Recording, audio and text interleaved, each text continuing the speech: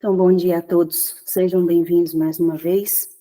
Vamos abrir a palavra de Deus no livro de Ruth, no capítulo 3, e vamos continuar a tirar as lições espirituais desse tipo. E ontem nós estudávamos o versículo 9, que está escrito assim: nós já oramos, já fizemos nossos pedidos e agora nós vamos fazer a leitura da palavra de Deus. No versículo 9 de Ruth 3 está escrito assim: e ele disse: quem és tu? E ela respondeu: eu sou Ruth, tua criada. Estende, pois, a tua aba sobre a tua criada, porque tu és um parente próximo. Ontem nós estivemos entendendo as lições espirituais por trás desse diálogo entre Ruth e Boaz, ou entre Boaz e Ruth, Cristo e a igreja. E hoje nós vamos continuar tirando as lições espirituais. Então, Ruth, ela se apoderou dos conselhos de Noemi, conforme nós vimos na semana anterior, e ela fez exatamente o que Paulo, na carta aos Romanos, e aí vocês vão deixar o livro de Ruth marcado aí no capítulo 3, e nós vamos para a carta de Romanos, no capítulo 10. Romanos capítulo 10, os versículos 9 e 10. Foi exatamente isso que aconteceu com Ruth quando ela se depara na eira com Boaz. Romanos 10, versículo 9 e 10, está escrito assim: se confessares com a tua boca o Senhor Jesus e creres em teu coração, ou seja, na tua mente, que Deus o ressuscitou dentre os mortos, tu serás salvos. E ele diz assim, no versículo 10, porque com o coração o homem crê para a justiça, e com a boca faz confissão para a salvação. Foi exatamente isso que Ruth fez, quando ela se dirige a Boaz, quando ela pede ali para Boaz estender a capa para ela, quando ela se reconhece como uma serva de Boaz, tudo isso pela fé, porque de fato ela ainda não era serva de Boaz, ela ainda era uma escrava, ela ainda era uma estrangeira, uma viúva, pobre, miserável, mas pela fé ela se via já como serva de Boaz. E pelo que está escrito aqui no livro de Romanos, no capítulo 10, no versículo 9 e 10, foi exatamente isso que Ruth fez, se apoderou, tomou posse das promessas de Deus para a sua vida, tanto aquelas que estavam no livro de Deuteronômio, no capítulo 5, no Antigo Testamento, como no livro de Levíticos, como ela se apoderara das palavras de Noemi, sua sogra, que tipificava a vontade de Deus, os conselhos da testemunha fiel de Apocalipse 3, 18.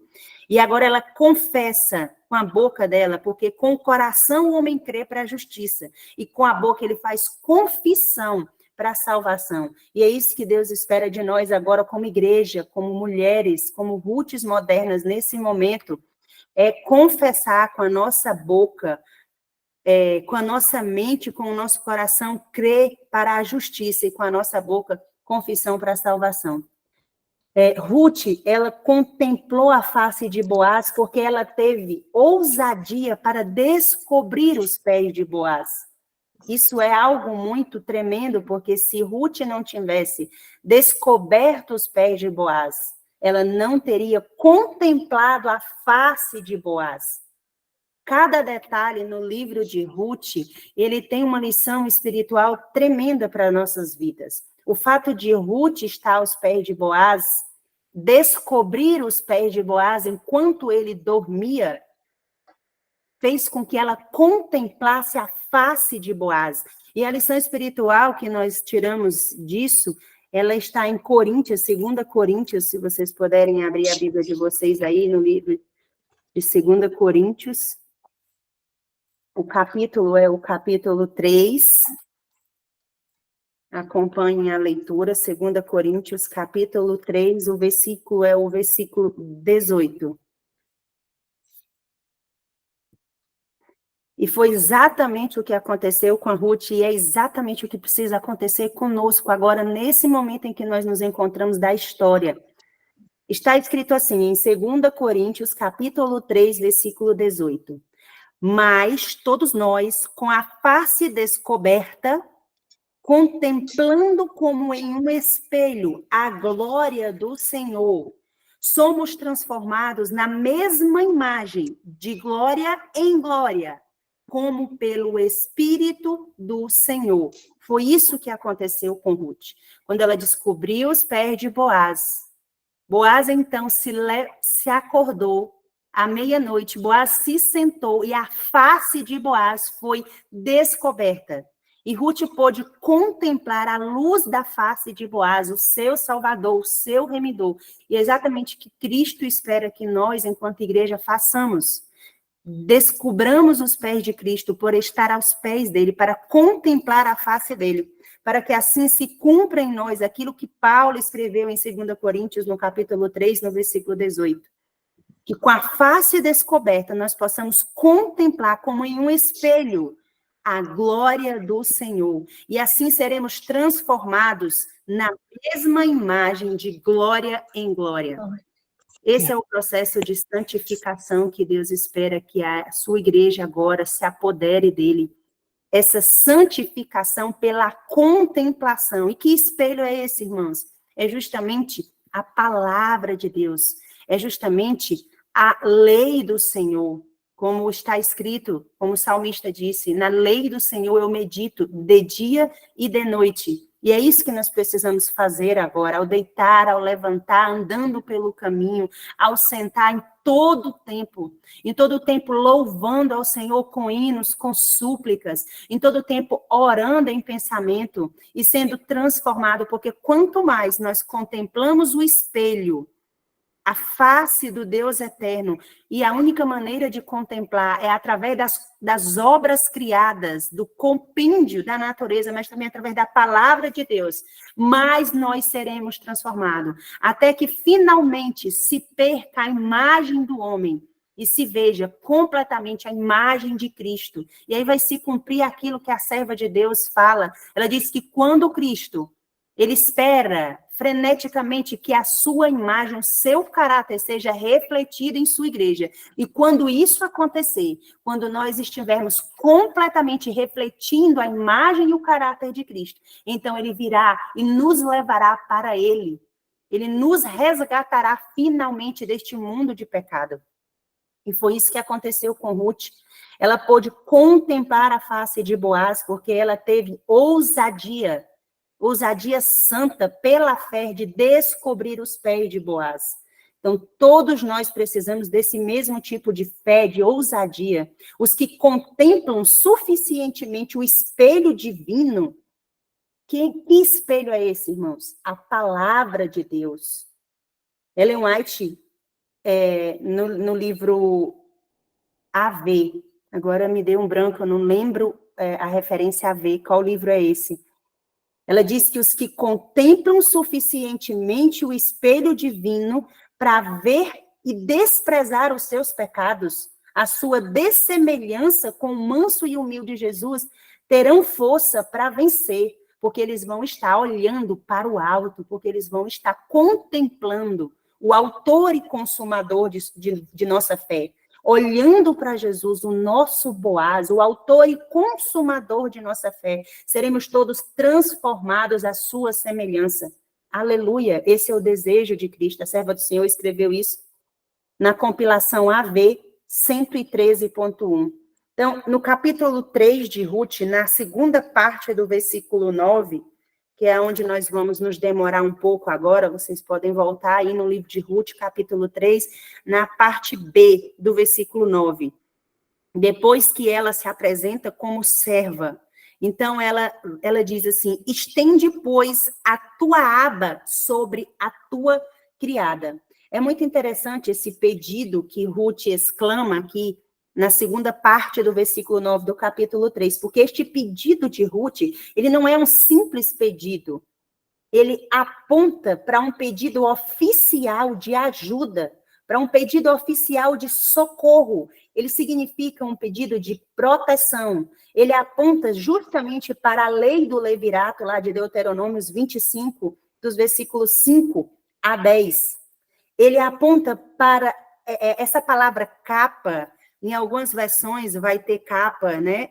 Aqui na King James tem a palavra que é colocada aqui, estende, pois, a tua aba. E aba é a mesma coisa que asa ou a mesma coisa que capa. Tem o mesmo sinônimo, são sinônimos. Então, em algumas versões vai ter capa, em outras abas, em outras asa. E todas são sinônimos, e todas apontam para um tipo de cobertura, para um tipo de proteção, de favor. Ambas apontam para o resgate e para a redenção. E isso que é colocado aqui é muito interessante, porque Ruth ela está mais uma vez se apropriando das palavras de Boaz. E aí nós vamos voltar uma página, porque nós precisamos entender que o que Ruth está pedindo para Boaz aqui é algo que Boaz já tinha lhe prometido. Nada que Ruth fala são as suas próprias palavras. Ruth, ela todo momento, ela se apropria das palavras, das promessas, das ordenanças de Deus para ela. Tanto as ordenanças por meio da sua sogra Noemi, por meio dos discursos de Noemi, por meio dos discursos de Boaz. Mas esse pedido que Ruth exclama aqui no capítulo 3, no final do versículo 9, Ruth, ela está na realidade se apoderando daquilo que Boaz tinha lhe prometido no capítulo 2, no versículo 12. Se vocês voltarem uma página no capítulo 2 de Ruth, no versículo 12, naqueles discursos anteriores de Boaz para Ruth, ele vai dizer assim no versículo 12 do capítulo 2 de Ruth: o Senhor recompense o teu trabalho e o galardão pleno te seja dado da parte do Senhor, Deus de Israel, debaixo de cuja as asas tu vieste confiar. Ruth, aqui no capítulo 3, ela está repetindo as palavras de Boaz. Perceba que a igreja de Deus, ela não pode ter um discurso próprio. Ela não pode pedir a Deus aquilo que Deus não já havia prometido antes. A igreja do Senhor, a igreja remanescente, o povo de Deus agora, para este tempo, precisa se apoderar, precisa possuir as palavras de Boaz, aquilo que Deus, aquilo que já está prometido em suas palavras, deve ser as palavras de nossa boca. Nós não podemos criar coisas, criar novas palavras, mas nós precisamos repetir as palavras que já estão contidas no Evangelho Eterno, na palavra de Deus, no Decálogo. Porque todas essas palavras são promessas habilitadoras. Nós temos aprendido isso no decorrer dos últimos 8 meses. São promessas de alguém que não mente, que não volta atrás. De alguém que é fiel e que cumpre tudo aquilo que ele prometeu. Foi isso que Ruth entendeu. Então, Ruth agora, ela lembra para Boaz a promessa que Boaz tinha lhe feito no capítulo 2, no versículo 12. Perceba, a fé de Ruth não estava pautada em nada que fosse terreno ou humano. A fé dela estava pautada nas promessas, tanto do livro de Levíticos e de Deuteronômio 25, como nas palavras de Noemi, que tipifica a vontade de Deus, como nas palavras de Boaz para ela. Então, quando ela pede para Boaz a capa, quando ela diz assim, no versículo 9, no finalzinho do versículo 9 do capítulo 3, estende, pois, a tua aba, ou a tua asa, ou a tua capa, que são sinônimos, sobre a tua criada, porque tu me és um parente próximo. Ruth estava lembrando a Boaz as promessas que ele tinha lhe feito quando ele discursara para Ruth a primeira vez. Então, essa é a atitude da igreja de Deus.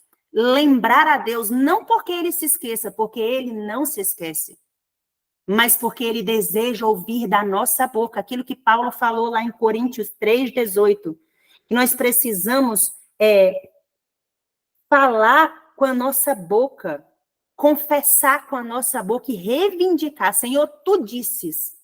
O Senhor disse que nos daria um novo coração. O Senhor disse que arrancaria o coração de pedra.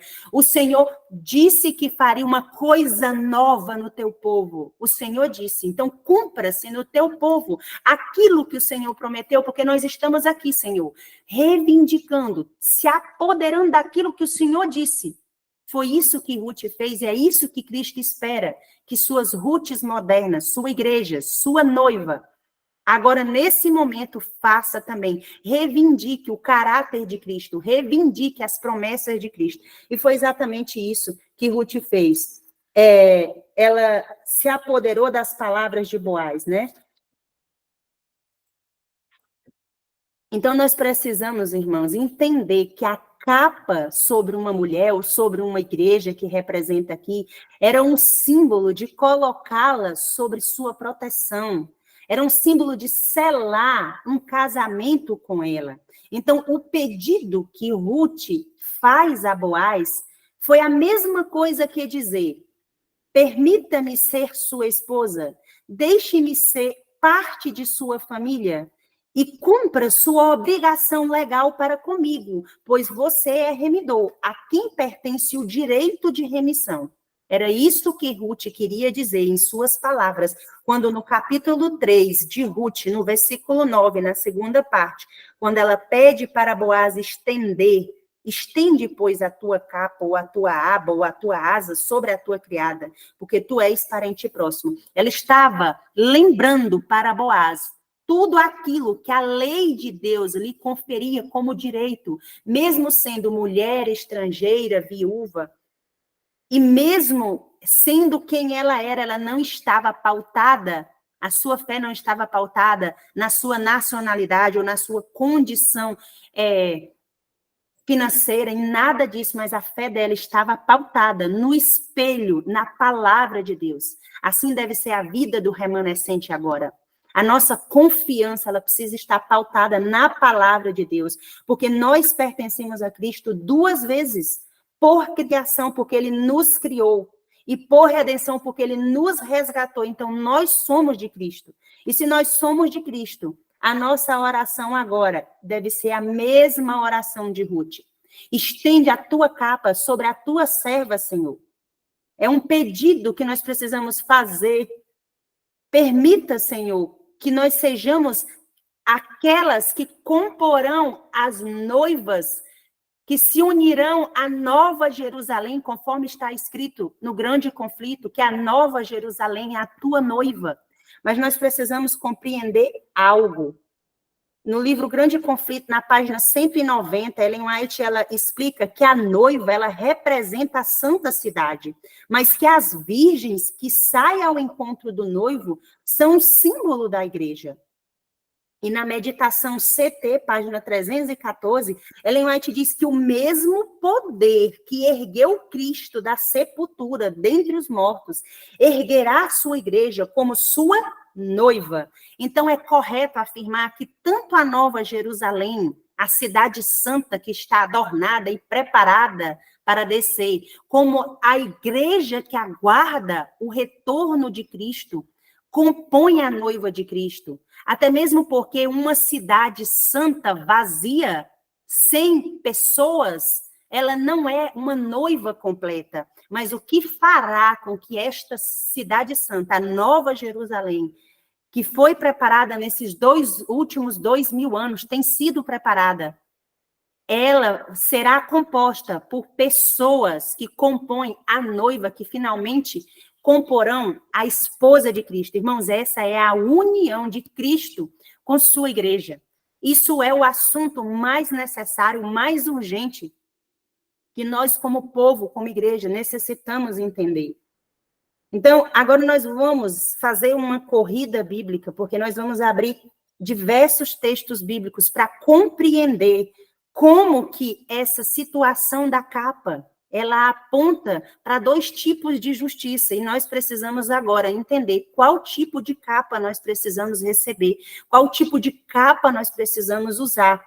Nós vamos começar, vamos deixar o livro de Ruth aí marcado e vamos voltar no livro de Gênesis, no capítulo 9 do livro de Gênesis, e nós vamos ver provavelmente a primeira menção dessa palavra capa na Bíblia. É importante que nós façamos esse rebuscar do significado dessa palavra. Gênesis capítulo 9, o versículo chave é o versículo 23.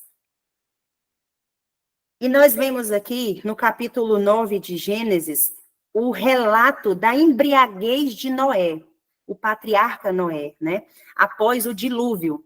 E aqui, no versículo 23, é dito que os seus filhos, Sem e Jafé, eles tomaram uma capa, no versículo 23 de Gênesis 9, e puseram sobre os seus ombros. Sobre os ombros de quem? Sobre os ombros de Noé, que por causa da embriaguez, que tomou uma bebida de suco de uva fermentada, e ele perdeu, então, as faculdades da razão e do raciocínio. É isso que é dito no versículo 21 do capítulo 9 de Gênesis. É dito que ele bebeu do vinho e ficou embriagado, e ele ficou desnudo dentro da sua tenda.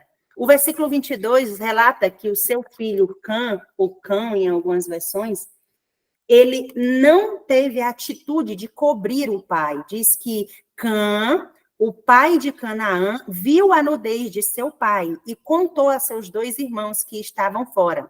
Porém, Sem e Jafé, ele tomaram uma capa, né, uma asa, ou aqui uma aba, que é a mesma palavra em hebraico, e eles puseram sobre os ombros e vieram para trás e cobriram a nudez de seu pai, e as suas faces estavam viradas para trás, e eles não viram a nudez de seu pai. Então, essa capa aqui, irmãos, no livro de Gênesis, no capítulo 9, no versículo 23, ela está associada a algo que cobre a nudez. Mas não só a nudez física, mas a nudez espiritual. Perceba que o problema do patriarca Noé aqui era a embriaguez. A embriaguez por conta de um vinho, de uma bebida de uva que foi fermentada. E por conta dessa bebida fermentada, ele perdeu, então, as faculdades do seu raciocínio, né? A razão, a consciência e o juízo. E ficou nu, e ele precisava ter a sua nudez coberta. Isso aqui aponta exatamente para a situação do povo de Deus após o pecado. Sabemos que após o pecado, tanto Adão como Eva, eles perderam as vestes nupciais. Nós já estudamos em outras ocasiões aqui esse tema. E que Jesus necessitou confeccionar vestes, confeccionar exatamente um manto de justiça para cobrir a nudez de Adão e Eva. Da mesma maneira que os 2 filhos, Sem e Jafé, eles também tomaram uma capa e eles puseram sobre os ombros de Noé para cobrir a nudez. A lição espiritual que nós extraímos é que nós, como igreja, como povo, que temos nos embriagado com o vinho de Babilônia, porque nós sabemos que o vinho aqui também, ele representa as falsas doutrinas que têm adentrado entre o povo de Deus. O vinho que embriaga, em outra ocasião, um profeta de Deus disse que o povo está embriagado, e não é de bebida forte, mas é exatamente porque tem perdido as suas aptidões, porque a sua consciência, a sua razão não tem estado comandando as decisões que nós tomamos, porque temos sido conduzidos pelos apetites e paixões. Porque depois do pecado, Ellen White afirma que depois do pecado, o homem que era guiado pela razão, pela consciência, pelo juízo, ele passa a ser, então, guiado pelos apetites e paixões. E o que faz com que nós sejamos guiados pelos apetites e paixões é exatamente a natureza de todas as coisas que nós contemplamos, o que nós comemos, o que nós visualizamos, o que nós ouvimos, o que nós tocamos, aquilo que nós temos contemplado cotidianamente é o que tem transformado, é o que tem nos transformado, ou a imagem e semelhança de Cristo, ou a dessemelhança de Cristo. Então, tudo isso aponta para essa condição. Nós precisamos da capa do temor. E o temor aponta exatamente para a obediência. E a obediência está atrelado à bênção, lá de Deuteronômio 28. Então, nós vamos agora abrir no livro de Josué, mais à frente, no capítulo 7 de Josué, e ver outra menção de capa. Josué, capítulo 7. O versículo é o versículo 20 e 21. O capítulo 7 de Josué, ele está relatando o pecado de Acã. A maioria de nós conhecemos bem essa história. No versículo 20 e 27 está escrito assim: E Acã respondeu a Josué e disse: Em verdade, pequei contra o Senhor, o Deus de Israel, e fiz assim e assim. Quando vi entre os despojos uma boa veste babilônica e 200 cheques de prata e uma cunha de ouro que pesava 50 cheques, eu os cobicei e os apanhei, e eis que estão escondidos na terra, no meio da minha tenda, e a prata debaixo dela. Então, aqui é a descrição da confissão de Acã, que ele tinha pegado das coisas, né? Ele tinha pegado essa veste, e essa veste que veio junto com os despojos que ele pegou, é uma veste, irmão, que aponta justamente para a justiça própria, que aponta para as vestes equivocadas. Então, nós vamos ver aqui dentro desses textos bíblicos 2 tipos de vestes: as vestes de justiça e as vestes de justiça própria.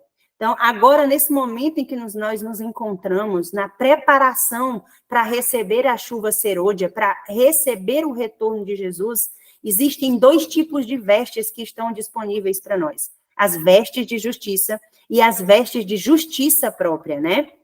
E nós precisamos entender por que nós não podemos ter essas vestes de justiça própria, essas que são mencionadas aqui no livro de Josué, né? Porque essa capa, ela foi roubada, era uma veste babilônica que estava amaldiçoada. E por causa dessa atitude de Acã, é dito no início do versículo que todo Israel perdeu a presença de Deus, né? Então, no capítulo 7, no versículo 1, diz assim: Entretanto, os filhos de Israel cometeram uma transgressão na coisa amaldiçoada, pois Acã, o filho de Carmim e filho de Zabide, e também filho de Zera, da tribo de Judá, tomou uma coisa amaldiçoada, e a ira do Senhor foi acesa contra os filhos de Israel. Por causa de um pecado de um homem de toda a tribo, todo o povo de Deus foi amaldiçoado. Né? A presença de Deus não estava mais ali com eles. Nós precisamos nos atentar para isso, porque Acã preferiu as vestes de corrupção, as vestes de Babilônia, a aparência de piedade. E por conta desse um pecado, toda a tribo de Israel, todo o povo de Deus perdeu a presença de Deus, e eles perderam a guerra por causa deste pecado, de um único pecado. Então, aqui nós vemos que dentro desse capítulo 7 de Josué, é colocado aqui que essa capa, ela foi para maldição.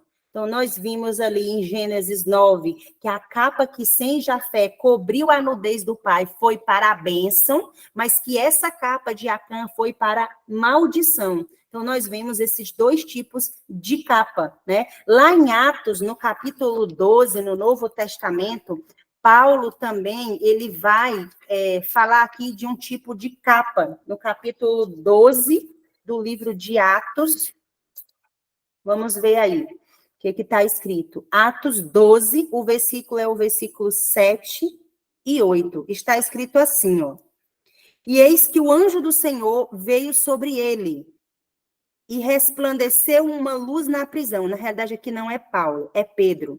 E tocando a Pedro do lado, o despertou, dizendo: Levanta-te depressa. E caíram-lhe das mãos as suas correntes. E disse-lhe o anjo, olha o que o anjo vai dizer para Pedro quando ele estava na prisão: Cinge-te e ata as tuas sandálias. E assim ele o fez. E ele disse-lhe: Lança as tuas vestes ou a tua capa sobre ti. e segue-me. Então, essas foram as ordens do anjo do Senhor para Pedro, antes dele ser liberto da prisão. Ele deveria cingir, calçar as sandálias, e aqui a gente faz uma referência ao que Paulo fala sobre calçar as sandálias do evangelho, né? Cingir-te, e também ele pede para que ele vista e cubra-se. Ele diz, lança a tua veste, a tua capa sobre ti e segue-te, porque nós não podemos prosseguir nesta caminhada rumo ao céu, nessa caminhada de libertação do pecado, se nós não tivermos as vestes nupciais, se nós não tivermos as vestes de justiça, a capa que Boaz nos oferece e que nós precisamos suplicar por essas vestes. Então, essa capa que é representada aqui no livro de Atos é a capa de Pedro na prisão, que aponta para uma capa de liberdade na justiça. Pedro não foi liberto ali por ação humana, mas por ação divina. Foi algo totalmente sobrenatural. O anjo do Senhor lhe libertar. As correntes, elas foram quebradas, apontando para as correntes do jugo do pecado que tem sido quebrado na nossa vida, para que nós sejamos livres e libertos, porque nós fomos salvos pela lei da liberdade. E agora nós não estamos mais debaixo da servidão do pecado, mas livres por meio da liberdade que Cristo nos concede, por meio do seu sangue. Outra citação nós vamos ver em 2 Timóteo, agora sim, é Paulo falando sobre outro tipo de capa. Eu espero que vocês estejam conseguindo acompanhar os versículos bíblicos. 2 Timóteo, capítulo 4, o versículo é o versículo 13 até o 21. E aqui está falando sobre exatamente o bom combate. Em 2 Timóteo, capítulo 4, não, eu estava no livro errado. 2 Timóteo 4, o versículo é o versículo 13 ao 21. Está escrito assim no versículo 13. Paulo aqui, ele está dando instruções pessoais para Timóteo, e ele pede no versículo 13 que Timóteo traga a capa que ele deixou em Troade. Ele diz assim, a capa que deixei em Troade, com Carpo, quando vieres, traze contigo, e também os livros, especialmente os pergaminhos. Esse é o pedido que Paulo faz a seu irmão Timóteo, para que ele trouxesse a capa. E no versículo 21, desse mesmo capítulo, desse 2 Timóteo, capítulo 4, no versículo 21, está escrito assim, ele diz assim, procura vir antes do inverno, saudem-te, e aí ele fala alguns nomes, mas o que interessa aqui nesse versículo 21 é a recomendação, é a instrução que Paulo dá a Timóteo. Ele pede que Timóteo traga a capa que ele deixou em Troade, para ele, não só a capa, mas ele pede também os livros, ou seja, a palavra, os pergaminhos que ele deixara lá. E no final do versículo 21, ele diz assim, vem antes do inverno. E o que a nossa mente é remetida aqui? Exatamente aquilo que está lá em Mateus 24. Jesus pede que nós oremos para que a vinda dele não se dê no inverno e nem no sábado. Justamente apontando aqui que se a capa era algo que servia para proteção, que servia para proteção contra o frio ou contra qualquer outra situação, era uma vestimenta que cobria a Paulo. Paulo ele faz um pedido especial a Timóteo, que Timóteo não se demorasse para retornar de Troade, trazendo os pergaminhos e trazendo também a sua capa. Essa capa que Paulo descreve aqui em 2 Coríntios 4, versículo 13 ao 21, é justamente a capa que Paulo usa no inverno, é uma capa de proteção.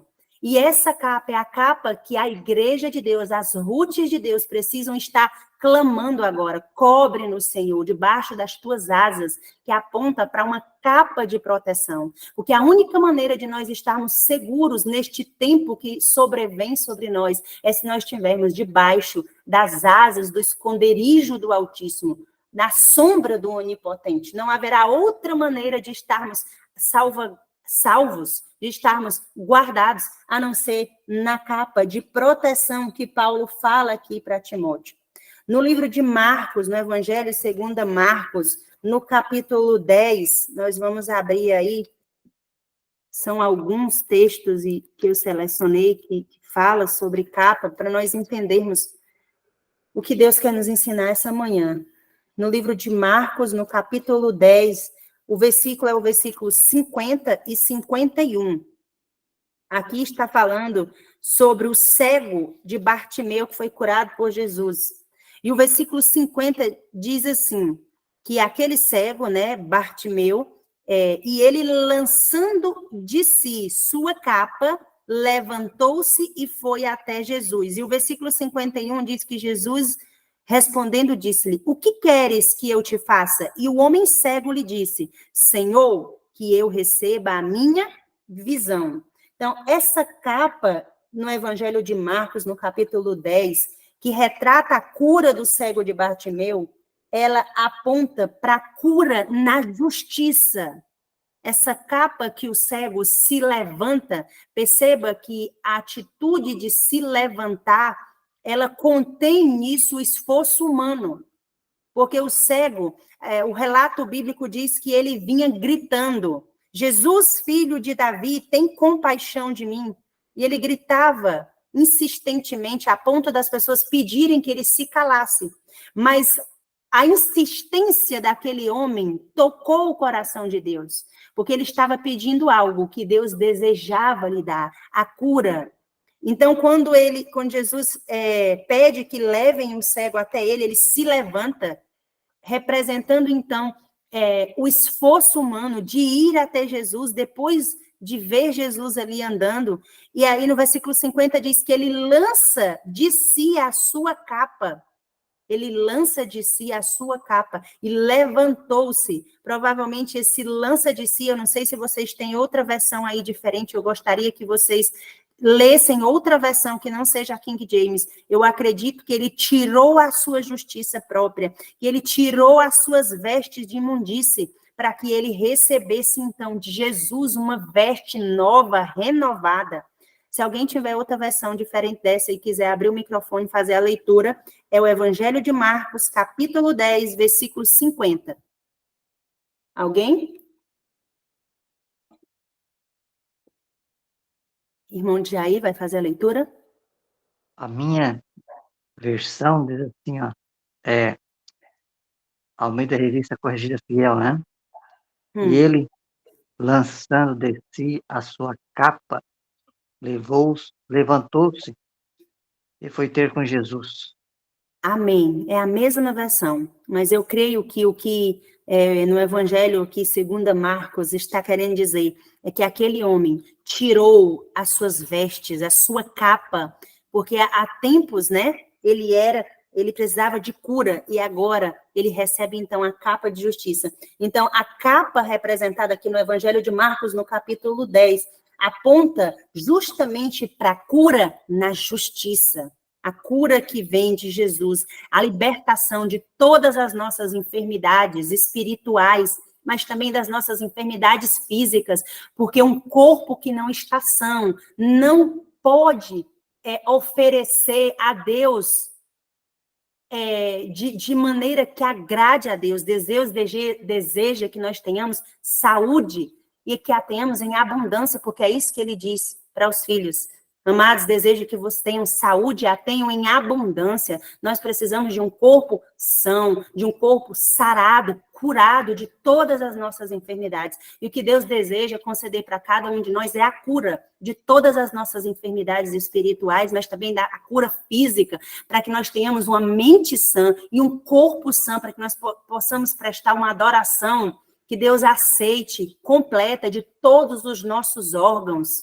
Uma adoração que não só é completa, mas uma adoração racional, porque isso é o tipo de adoração que Deus espera de nós.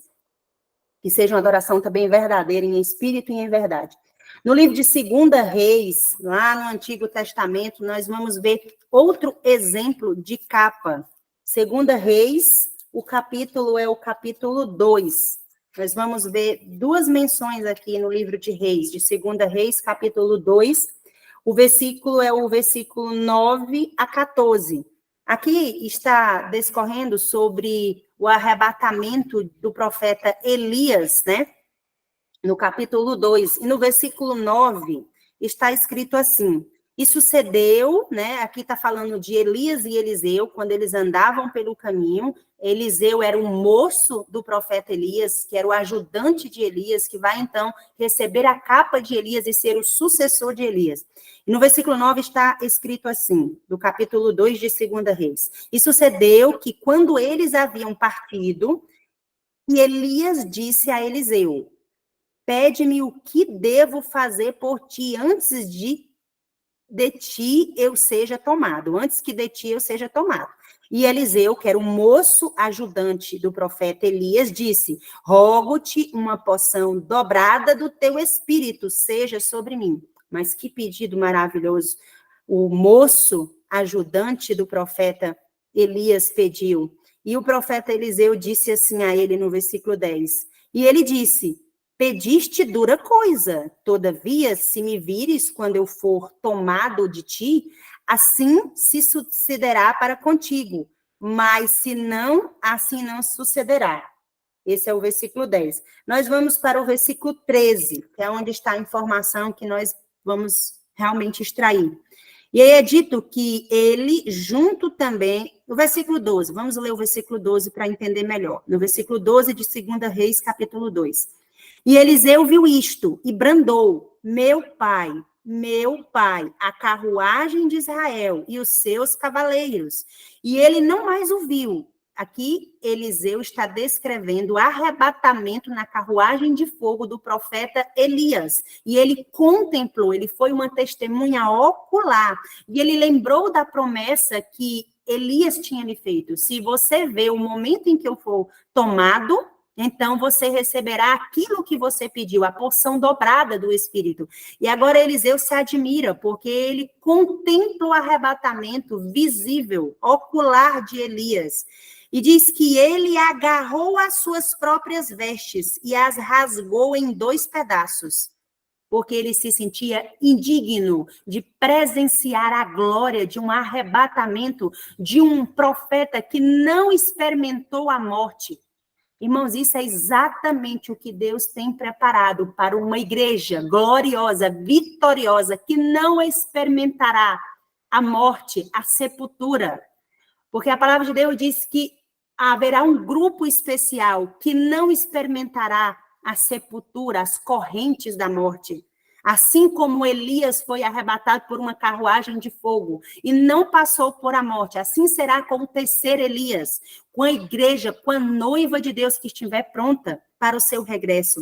Então, Eliseu, ele se admirou e ele rasgou as suas próprias vestes. E por ele ter feito isso, no versículo 13 diz que ele juntou também o manto de Elias, que Elias tinha deixado para trás, que lhe caíra. Elias jogou o manto e retornou, e parou de pé junto à margem do Jordão. E aí diz que ele tomou aquele manto de Elias, que dele caiu, e feriu as águas, e disse: onde está o Senhor Deus de Elias? E quando ele também havia ferido as águas, elas se dividiram de um a outro lado, e Eliseu atravessou.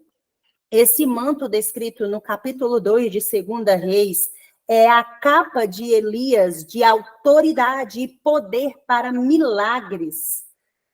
Esse mesmo poder que tinha sido outorgado para o profeta Elias foi também oferecido para o profeta Eliseu. E é também oferecido para os servos de Deus, para o terceiro Elias, para a igreja de Deus, para as Rutes modernas. Esse manto de justiça, de poder do evangelho para curas e milagres, né? E nós sabemos que o meio pelo qual o Senhor efetuará curas e milagres agora, nos nossos dias, é exatamente através da mensagem da obra médico-missionária, é através do braço direito da terceira mensagem angélica, porque nenhum corpo mutilado entrará no reino dos céus. É através da mensagem de saúde que traz cura para as nações. Quando nós nos voltarmos para a mensagem de saúde, quando nós compreendermos a cura que Deus deseja realizar na nossa vida, porque quando Jesus esteve aqui na Terra, ele curou milhares de enfermos. A Ellen White diz que vilas inteiras foram curadas pelo poder que acompanhava Jesus Cristo. Esse poder também acompanhará os servos de Deus. Nesses dias agora que nós estamos vivendo, diferente dos dias de Jesus, em outro estudo nós podemos falar um pouco melhor sobre isso. Não se efetuará curas miraculosas. E Ellen White sendo questionada, por que não se efetuará mais curas miraculosas em nossos dias? Como foi nos dias de Jesus e até mesmo no início da fé dos pioneiros. Ellen White, ela explica que por causa da obra do engano, da operação do erro, nesses últimos dias, quem efetuará curas miraculosas será o inimigo de nossas almas. Ele porá doença nas pessoas e miraculosamente ele curará as pessoas, sem que as pessoas sejam restauradas de suas doenças espirituais, do pecado, da transgressão da lei de Deus, seja da lei física, seja da lei moral, seja da lei de saúde, porque Ellen White, ela repete nos livros de saúde que a doença é um esforço do corpo de colocar para fora aquilo que nós transgredimos em algum momento da nossa vida, e nós precisamos nos arrepender. A cura que Deus deseja nos dar, a maior cura é a cura espiritual, é a cura que vem mediante a confissão e arrependimento. E ele curará os nossos pecados, e ele nos orientará de que maneira nós vamos proceder, para que nós possamos também ter uma mente e um corpo são, para que nós possamos adorar verdadeiramente da maneira que ele deseja. Então, a capa que é representada aqui em 2 Reis é justamente uma capa de poder para milagres, e não é uma capa falsa que cura miraculosamente, mas é uma capa que opera por meio das palavras de Deus. O modo pelo qual o povo de Deus será curado agora nesses dias será por meio dos remédios de Deus. Aquilo que Deus falou. Nós vamos, então, aplicar os remédios de Deus e, crendo na palavra de Deus, orar. Então, as pessoas serão curadas. Essa é a capa para poder de milagres. Ainda que no livro de Reis, só que em 1 Reis, nós vamos voltar algumas páginas, no capítulo 14, nós vemos outro tipo de capa, que não é uma capa da justiça, que provém da justiça de Deus. No capítulo 14 de 1 Reis, os versículos, a gente vai ler do versículo 2 ao versículo 6. Aqui descreve, né, sobre a profetiza contra Jeroboão. Então, aqui está escrito assim, capítulo 14 de 1 Reis, do versículo 2 ao versículo 6. E disse Jeroboão à sua esposa, levanta-te, rogo-te e desfaça-te. Preste bem atenção nessa palavra, desfaça-te, para que não sejas reconhecida como a esposa de Jeroboão. E vai a Siló, e eis que ali está um profeta chamado Aias, o profeta o qual me contou que eu deveria ser rei sobre este povo. Então, Jotão era rei de Israel, e ele pede que a sua esposa agora se levante, se disfarce, e esse disfarce envolve o quê? Uma capa.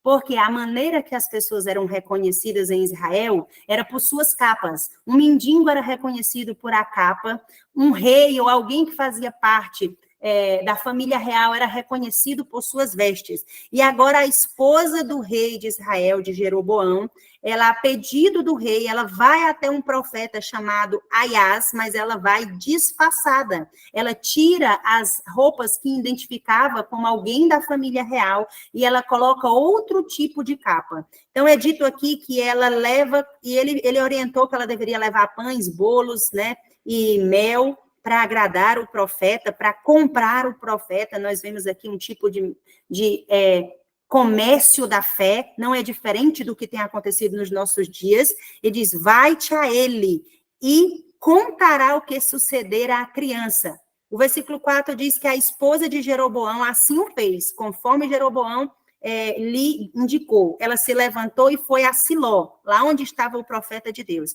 e chegou à casa de Aias. Porém, o profeta Aias não conseguia enxergar, porque os seus olhos estavam escurecidos em função de sua velhice, ou de sua idade.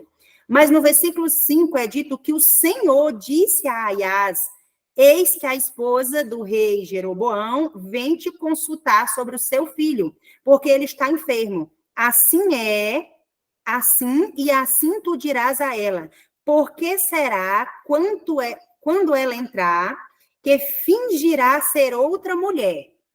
Isso é muito interessante. A lição que nós precisamos tirar aqui do livro de 1 Reis, do capítulo 14, é uma capa de falsa piedade, é uma capa de falsa justiça. Perceba que a esposa de Jeroboão, que era o rei de Israel, ela é uma figura também de uma igreja. É uma mulher, e mulher em profecia é igreja.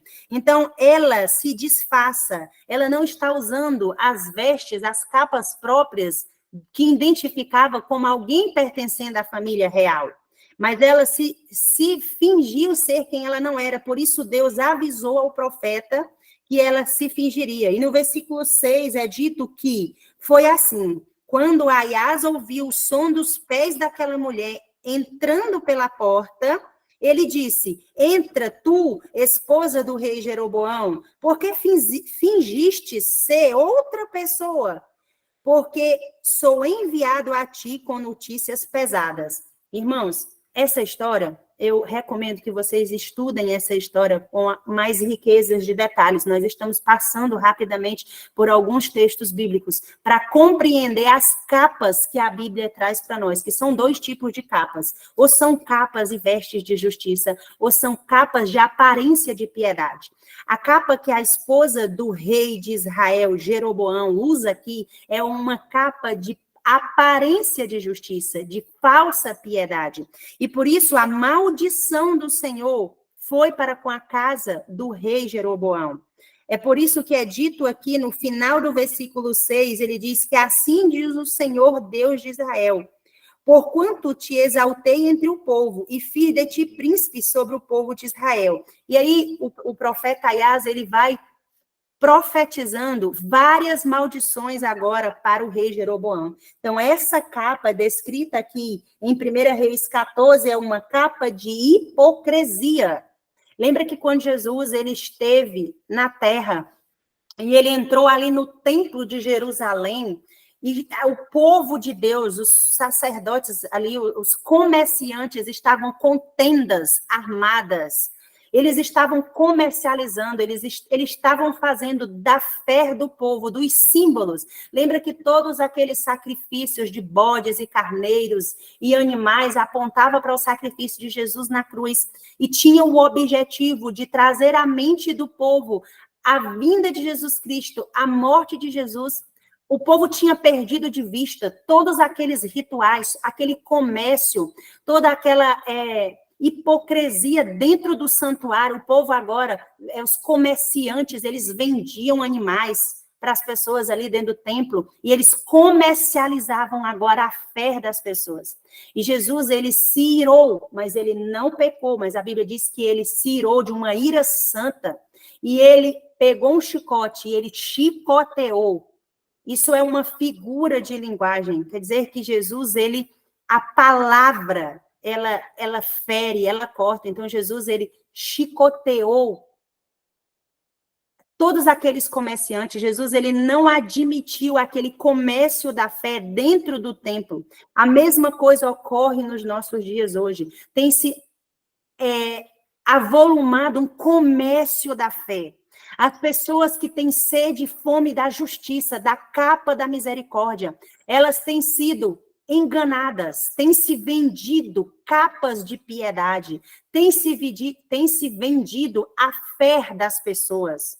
As pessoas estão desesperadas, com fome, com sede, mas não tem sido oferecido para as pessoas aquilo que Jesus nos oferece no capítulo 55 de Isaías. Todos aqueles que têm de sede, vinde às águas, comprai e bebei, sem dinheiro e sem preço.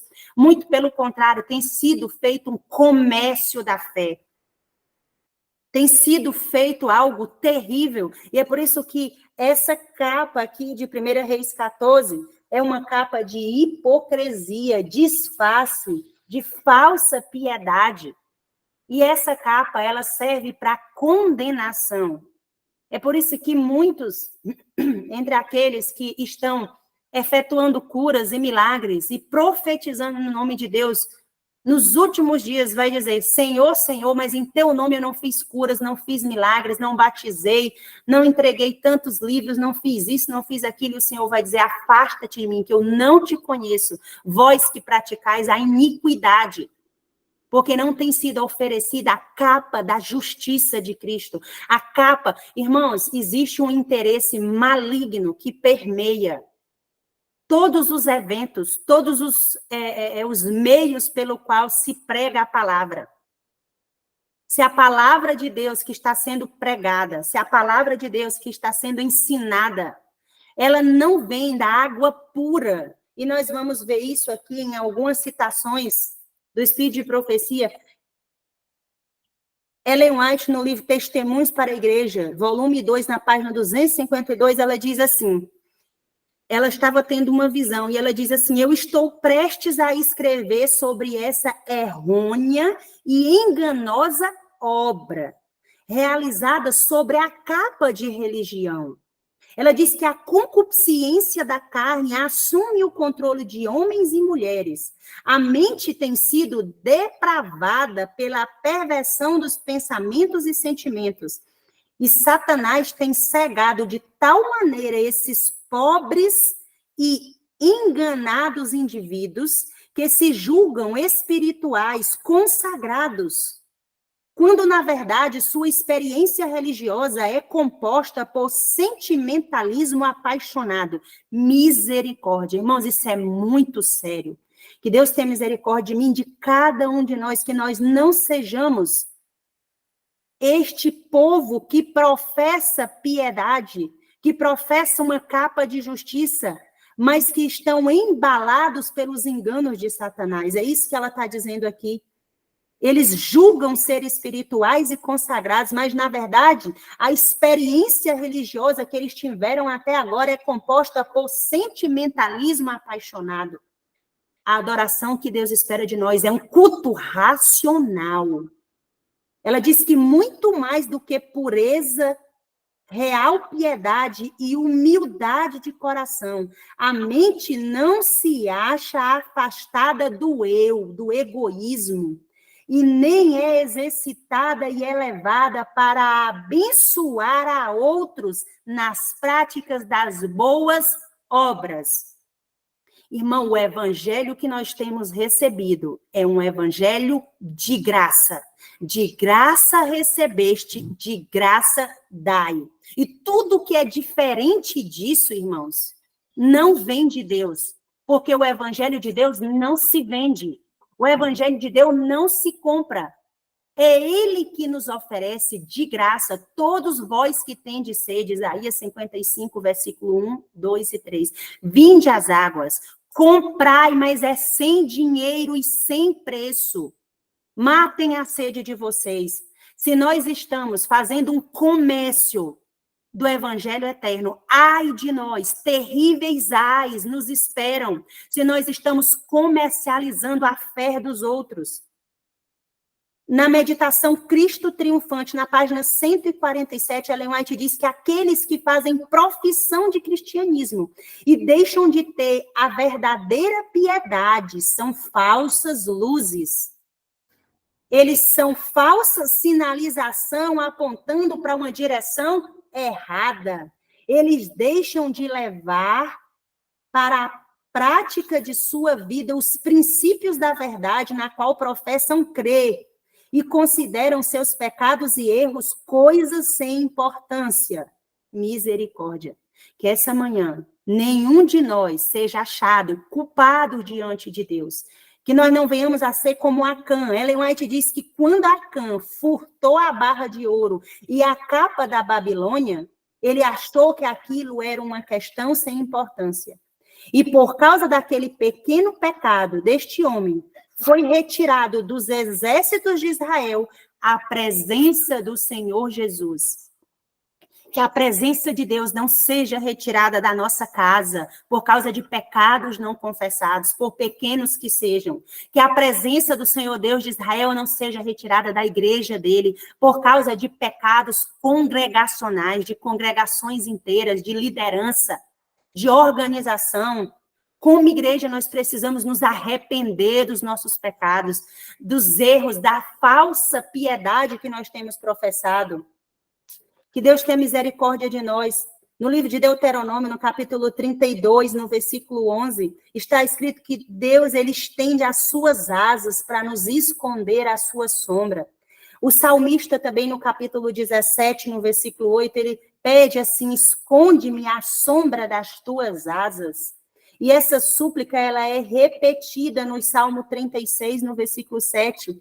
Se abriguem à sombra das tuas asas. E ela é mais uma vez ampliada no Salmo 57, no versículo 1, onde o salmista diz, à sombra das tuas asas me abrigo até aqui. No Salmo 61, no versículo 4, o salmista amplia mais uma vez, ele diz, abrigar-me-ei no oculto de tuas asas. E no Salmo 63, verso 7, ele diz, jubiloso cantarei, refugiado, à sombra das tuas asas. E o profeta Jeremias, no capítulo 49, no versículo 22, ele diz assim, estenderá as suas asas, como um coração da mulher que está com dores de parto. E nós vamos terminar esse estudo de hoje, no livro do profeta Ezequiel, no Velho Testamento. Abram aí em Ezequiel, no capítulo 16. Esse é o pedido que Deus está fazendo para nós, como igreja, como mulheres hoje. Esse é o clamor de Boaz para Ruth. Ezequiel, capítulo 16, o versículo é do versículo 8 ao versículo 10. Ezequiel, capítulo 16, do versículo 8 ao versículo 10, está escrito assim. Agora, é agora, não é mais tarde, não é amanhã. Ele diz assim, agora, quando eu passei por ti e olhei para ti, eis que teu tempo era tempo de amor. Hoje, irmãos, é tempo de amor. Hoje é tempo de salvação. Se ouvires a tua voz, não endureçais o vosso coração. E ele continua dizendo no versículo 8 de Ezequiel 16, agora, quando eu passei por ti e olhei para ti, Deus está olhando para mim agora, nesse momento, olhando para cada um de nós, no lugar santo do santo. E ele diz assim, eis que teu tempo era o tempo do amor. Nós estamos ainda no tempo do amor, no tempo de perdão e misericórdia. Ele diz assim, eu estendi a minha aba, ou a minha capa sobre ti, ou a minha saia, na versão King James. Todas apontam para a proteção, todas apontam para a capa da justiça de Cristo. E ele diz assim, e eu cobri a tua nudez, sim, eu jurei a ti, e entrei em um pacto contigo, diz o Senhor Deus. E tu te tornastes minha, porque nós não pertencemos a nós mesmos. Nós somos de Cristo, nós pertencemos a Cristo, irmãos. Porque ele nos remiu, ele nos resgatou. O versículo 9 diz assim, então te lavei com água. Sim, eu cuidadosamente lavei o teu sangue de ti e te ungi com óleo. E o versículo 10 de Ezequiel 16 conclui dizendo, eu também te vesti com trabalho bordado, e te calcei com a pele de texugo, e te cingi com linho fino, e te cobri de seda. Irmão, vamos orar.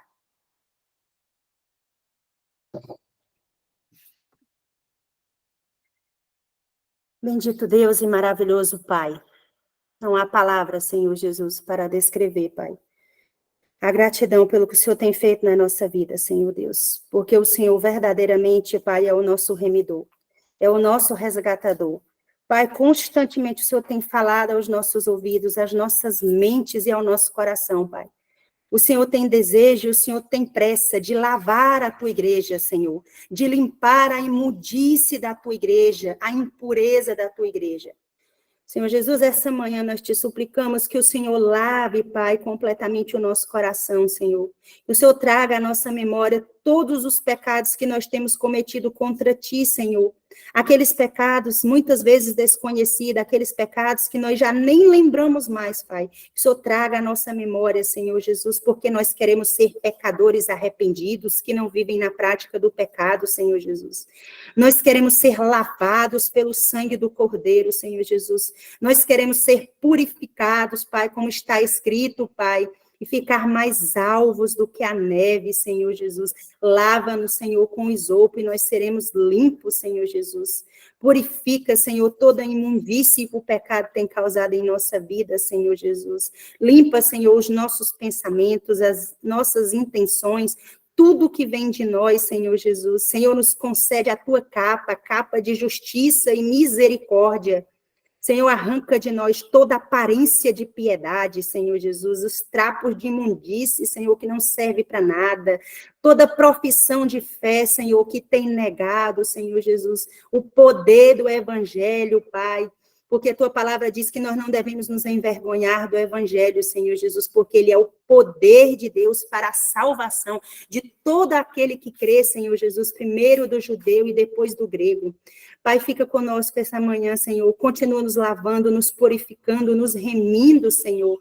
Mostra para nós, Senhor, diante de nós, a nossa sujeira, a nossa imundícia, a nossa necessidade de sermos lavados e purificados e ungidos, Senhor Jesus.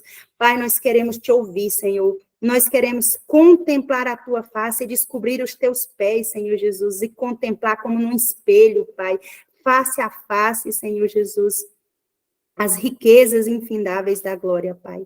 Tem misericórdia de nós, Senhor. Ajuda, Senhor Deus, que as nossas orações, Senhor Deus, elas sejam revestidas pelo sangue de Jesus Cristo, como a tua serva falou, Senhor. Que elas sejam transformadas, que não seja uma oração só de boca, de lábios impuros.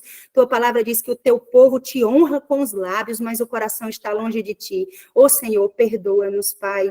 Tem misericórdia de mim, Senhor Jesus, me ajuda, Senhor, salva a minha casa, salva os meus filhos, salva, Senhor, os teus servos essa manhã, Pai, não permita que nós estejamos pregando um evangelho, Pai, equivocado, que nós tenhamos fazendo um comércio da fé. Senhor, tem misericórdia dos teus filhos, abre os olhos deles, Senhor Jesus, eu não quero ser um sepulcro caiado, Pai, que demonstra piedade, Pai, mas que está podre por dentro, que fede ao teu nariz, Senhor Jesus, que o Senhor está a ponto de vomitar.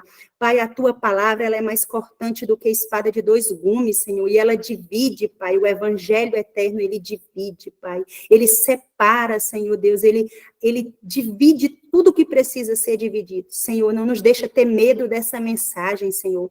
Não nos deixa, Senhor, calar diante do que tem acontecido entre o teu povo, Senhor. Salva, Senhor, o remanescente. Tua palavra diz que ainda que Israel seja como a areia do mar, só o remanescente será salvo, Senhor Jesus. Só aqueles que receberam a capa de piedade, de justiça que vem de ti, Senhor, que o Senhor está estendendo e oferecendo a cada um de nós. Fica conosco, Senhor, que o teu Espírito complete aquilo que nós não conseguimos explicar esta manhã, Pai. Que ele trabalhe o dia todo na nossa mente, não se aparte de nós a tua justiça. É isso que eu te suplico, Pai, pelos méritos de Cristo Jesus, que vive e reina para sempre, Pai. Amém, Senhor Jesus. Amém. Amém. Aleluia. Amém. Amém.